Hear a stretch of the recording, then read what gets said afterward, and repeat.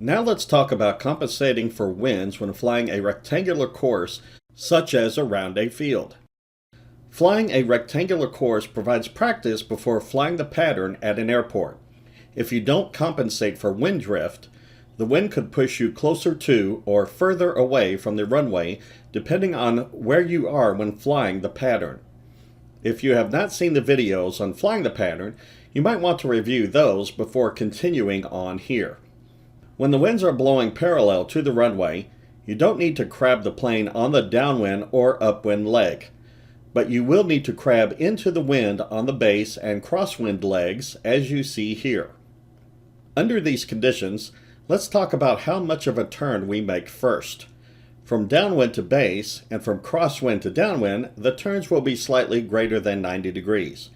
From base to upwind and upwind to crosswind, the turns will be under 90 degrees.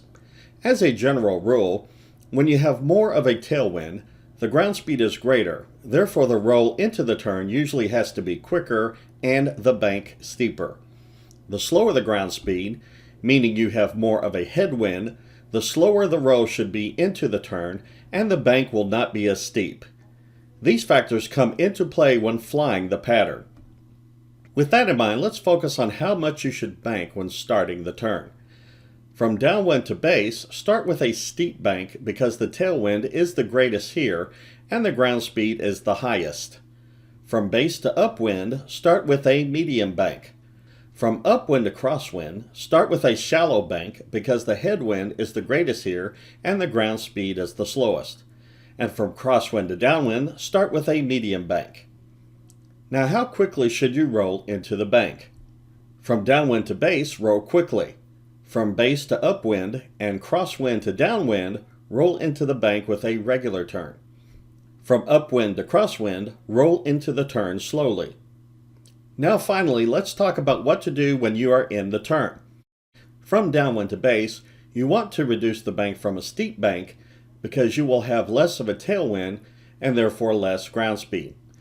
From base to upwind, you gradually reduce the bank from medium because your headwind is increasing, meaning your ground speed is decreasing. From upwind to crosswind, you increase the bank from shallow because your headwind is decreasing and your ground speed is increasing. And finally, from crosswind to downwind, you increase the bank from medium because the tailwind is increasing, causing the ground speed to increase. Now, if the wind is coming in at an angle like so, then you will need to crab into the wind on all legs of the pattern, but most of the points I made earlier with parallel winds still apply here. We will fly with the wind coming in at an angle in this video. The other thing to keep in mind is to start and stop the turns at the boundaries of the rectangle. Remember to get the wind direction before doing the maneuver, and before doing any maneuver, you will want to do your clearing turns first. See the video titled Pre-Maneuver Checklist for more information. You will fly the maneuver with the goal of staying at a constant distance from each side of the rectangle. This is usually about a half mile or so, and you will fly about 600 to 1,000 feet above ground level at 90 knots. Look for a field or something that gives a visible rectangle like intersecting roads. At the start of the maneuver, you will enter to the downwind at a 45-degree angle because this is what you do when flying the pattern at an airport. I am starting the maneuver by entering on the 45 to the downwind leg.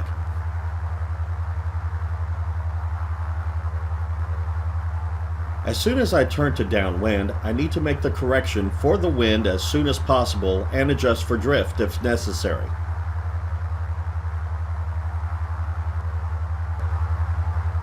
I start the turn from downwind to base, even with the boundary, and roll quickly into a steep turn.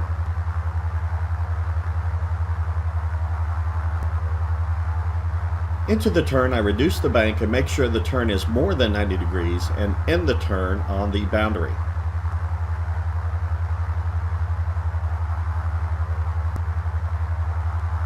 Notice I'm making some adjustments for drift.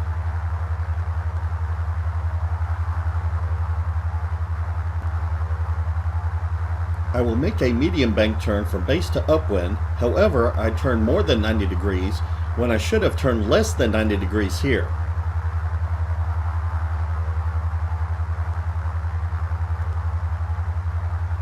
Notice I had to correct because I overturned, and this is why you practice, because there's a lot to think about when it comes to doing this maneuver.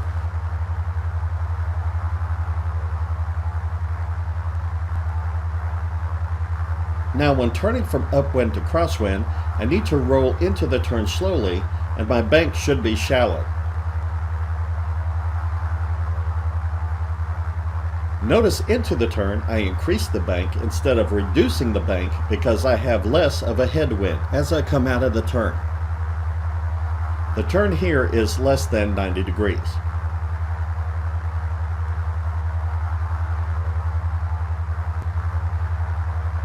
Finally, for the turn from crosswind to downwind, I make a medium bank turn, and again the turn is usually greater than 90 degrees here.